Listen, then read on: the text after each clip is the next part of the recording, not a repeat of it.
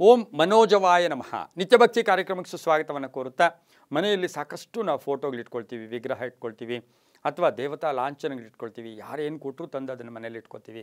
ಆದರೂ ಕೂಡ ಬಹು ವಿಶೇಷವಾಗಿ ಮನೆಯಲ್ಲಿ ಶಾಂತಿ, ಸುಖ, ಶಾಂತಿ, ನೆಮ್ಮದಿ ಇರಬೇಕು.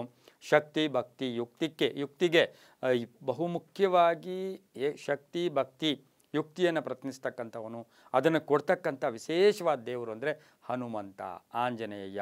ಬಹಳಷ್ಟು ನಾವು ವಿಶೇಷವಾಗಿ ಕರೀತಕ್ಕಂಥ ಒಂದು ಹನುಮಂತನ ಏನೋ ಹನುಮಂತ ಫೋಟೋ ನೋಡಿದ್ರೇ ನಮಗೆ ವಿಶೇಷವಾಗಿ ನಮ್ಮಲ್ಲಿ ಶಕ್ತಿ ಕೂಡ ಬರ್ತಕ್ಕಂಥದ್ದು, ಒಂದು ಆತ್ಮಸ್ಥೈರ್ಯ ವೃದ್ಧಿ ಆಗ್ತಕ್ಕಂಥದ್ದು. ಆದರೂ ಕೂಡ ಹನುಮಂತನ ಅಥವಾ ಆಂಜನೇಯ ಸ್ವಾಮಿಯ ಫೋಟೋ ಎಲ್ಲಿಟ್ಕೋಬೇಕು, ಯಾವ ಫೋಟೋ ಇಟ್ಕೋಬೇಕು, ಯಾವ ಮುಖವಾಗಿ ಇಟ್ಕೋಬೇಕು, ಅದರಿಂದ ಮನೆಯಲ್ಲಿ ಫಲಾಫಲ ಏನು ಅಂತಕ್ಕಂಥನ್ನೆಲ್ಲ ಕೂಡ ನಾವು ಇವತ್ತಿನ ಸಹ ಈ ಒಂದು ನಿತ್ಯಭಕ್ತಿ ಕಾರ್ಯಕ್ರಮದಲ್ಲಿ ತಿಳ್ಕೊಳ್ಳೋಣ.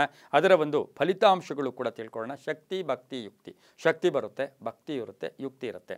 ಆದರೂ ಕೂಡ ಹನುಮನ ವಿಷಯದಲ್ಲಿ ನೋಡೋಕೆ ಹೋದಾಗ ಒಂದು ಅಭಯಾಂಜನೇಯ, ಅಭಯ ಕೊಡ್ತಾ ಇರ್ತಾನೆ. ಒಂದು ಭಕ್ತಾಂಜನೇಯ, ಒಂದು ವೀರಾಂಜನೇಯ. ಅಭಯ ಮತ್ತು ಭಕ್ತ, ವೀರಾಂಜನೇಯ, ಹೀಗೆ ಫೋಟೋಗಳು ಸಾಕಷ್ಟು ನೋಡಿರ್ತೀವಿ. ಕೆಲವರು ಬೆಟ್ಟ ಎತ್ಕೊಂಡು ಹೋಗ್ತಾ ಇರ್ತಕ್ಕಂಥ ಆಂಜನೇಯ, ಕೆಲವು ಕೂತಿರೋ ಆಂಜನೇಯ, ರಾಮನ ಹತ್ರ ನಮಸ್ಕಾರ ಮಾಡ್ತಾ ಇರ್ತಕ್ಕಂಥ ಆಂಜನೇಯ, ಪಂಚಮುಖಿ ಹನುಮಾನ್ ಆಂಜನೇಯ. ಇವೆಲ್ಲದರಲ್ಲೂ ಕೂಡ ಯಾವುದು ಶ್ರೇಷ್ಠ, ಯಾವ ಭಾಗಕ್ಕೆ ಇಟ್ಕೋಬೇಕು, ಇದರಿಂದ ಮನೆಯಲ್ಲಿ ಏನಾಗುತ್ತೆ, ದುಷ್ಟಶಕ್ತಿಗಳ ಕಾಟ ಕಡಿಮೆ ಆಗುತ್ತೆ, ಮಾಟ ಮಂತ್ರದಿಂದ ಮುಕ್ತರಾಗ್ತೀರಾ. ಮನೆಯಲ್ಲಿ ಸ್ಥಾನಬಲ ಇಲ್ಲ, ಅದು ಕೂಡ ವೃದ್ಧಿ ಆಗುತ್ತೆ. ಸ್ಥಾನಬಲ ಇಲ್ಲ, ನಾವು ಯಾವುದೋ ಈಗ ಅಪಾರ್ಟ್ಮೆಂಟಲ್ಲಿ ಹೋಗಿದ್ದೀವಿ, ಬಾಡಿಗೆ ಮನೆ ಹೋಗಿದ್ದೀವಿ, ಆ ಮನೆ ನಮಗೆ ಗೊತ್ತಿಲ್ಲ, ಹೇಗೆ ಕಟ್ಕೊಂಡ್ರೋ ಗೊತ್ತಿಲ್ಲ, ನಾವು ಅಲ್ಲಿರ್ತೀವಿ, ಆ ಭೂಮಿಯಲ್ಲಿ ಬಲ ಹೇಗಿರುತ್ತೋ ಗೊತ್ತಿಲ್ಲ. ಅಂಥವರೆಲ್ಲರೂ ಕೂಡ ಒಂದು ನಂಬಿಕೆಯ ಮುಖೇನ ಒಂದು ಹನುಮನ ಫೋಟೋ ಇಟ್ಕೊಂಡಿದ್ದೆ ಆದರೆ ಅದು ತುಂಬಾ ಒಳ್ಳೆಯದಾಗುತ್ತೆ. ಯಾಕೆಂದರೆ ಹನುಮನ ವಿಶೇಷ ನೋಡೋಕೆ ಹೋದಾಗ ಹನುಮನಿಗೆ ಶನಿವಾರ ಮಂಗಳವಾರ ಪೂಜೆಗೆ ಬಹಳ ಒಂದು ಪ್ರಾಶಸ್ತ್ಯ ಇರ್ತಕ್ಕಂಥದ್ದು. ವಾಯುಪುತ್ರ ಅಂತೀವಿ, ಹನುಮ ಅಂತೀವಿ, ಆಂಜನೇಯ ಅಂತೀವಿ, ಬಜರಂಗ ಬಲಿ ಅಂತೀವಿ.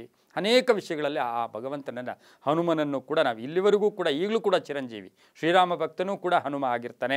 ಹಾಗಾಗಿ ಫೋಟೋ ಯಾವ ಕಡೆ ಇಟ್ಕೋಬೇಕು ಅಂತಕ್ಕಂಥ ಒಂದು ಅನುಮಾನ ಪ್ರತಿಯೊಬ್ಬರಿಗೂ ಇರುತ್ತೆ. ಆ ಫೋಟೋ ಯಾವಾಗಲೂ ಕೂಡ ಉತ್ತರ ಮುಖವನ್ನು ನೋಡಬೇಕು. ದಕ್ಷಿಣಕ್ಕೆ ಫೋಟೋ ಹಾಕ್ಕೊಂಡಿದ್ದೆ ಆದರೆ, ದಕ್ಷಿಣದಿಂದ ಉತ್ತರ ನೋಡ್ತಾ ಇರೋ ಹನುಮನನ್ನು ಫೋಟೋ ಇಟ್ಕೊಂಡಿದ್ದೆ ಆದರೆ ತುಂಬಾ ಒಳ್ಳೆಯದಾಗ್ತಕ್ಕಂಥ ಯೋಗ. ಅದರಲ್ಲೂ ಕೂಡ ಬಹು ವಿಶೇಷವಾಗಿ ಪಂಚಮುಖಿ ಹನುಮಾನ್ ಫೋಟೋ ಇಟ್ಕೊಂಡ್ರೆ ನಿತ್ಯವೂ ಆ ಒಂದು ಫೋಟೋಗೆ ಆರತಿ ಮಾಡಲೇಬೇಕು. ಆರತಿ ಮಾಡಲಿಲ್ಲ ಅಂದರೆ ಅದರಲ್ಲಿ ಶಕ್ತಿ ಕಡಿಮೆ ಆಗ್ತಾ ಇರುತ್ತೆ. ಬೇರೆ ಕೂಡ ಒಂಥರ ಮನೆಯಲ್ಲಿ ಮನಃಶಾಂತಿ ಇರೋದಿಲ್ಲ.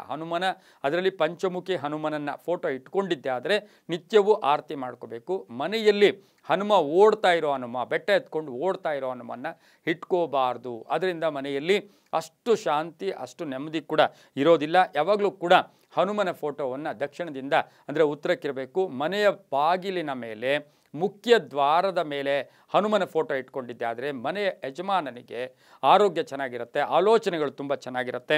ಹಾಗೆ ಶ್ರೀರಾಮನಿಗೆ ನಮಸ್ಕರಿಸ್ತಾ ಇರ್ತಕ್ಕಂಥ ಹನುಮ ಇರ್ಬೋದು, ಹನುಮ ಅಥವಾ ಶ್ರೀರಾಮ, ಲಕ್ಷ್ಮಣ, ಸೀತೆ ಇರ್ತಕ್ಕಂಥ ಜೊತೆಗೆ ಹನುಮ ನಮಸ್ಕರಿಸ್ತಾ ಇರ್ತಕ್ಕಂಥ ಫೋಟೋ ಕೂಡ ಇಟ್ಕೊಂಡಿದ್ದೆ ಆದರೆ ತುಂಬ ಒಳ್ಳೆಯದು. ಬೆಟ್ಟ ಎತ್ಕೊಂಡು ಓಡ್ತಾ ಇರೋ ಹನುಮ ಬೇಡ, ಜಪ ಮಾಡ್ತಾ ಇರೋ ಹನುಮ ಬೇಡ, ಕಣ್ಣು ತೆಗೆದಿರಬೇಕು. ಕುಳಿತಿರೋ ಹನುಮನ ಇಟ್ಕೊಂಡ್ರೆ ತುಂಬಾ ಒಳ್ಳೆಯದಾಗುತ್ತೆ. ಹೀಗಾಗಿ ಮನೆಯಲ್ಲಿ ಹನುಮನ ಫೋಟೋ ಇಟ್ಕೊಂಡಿದ್ದೆ ಆದರೆ ಶಕ್ತಿ, ಯುಕ್ತಿ, ಭಕ್ತಿ ಬರುತ್ತೆ.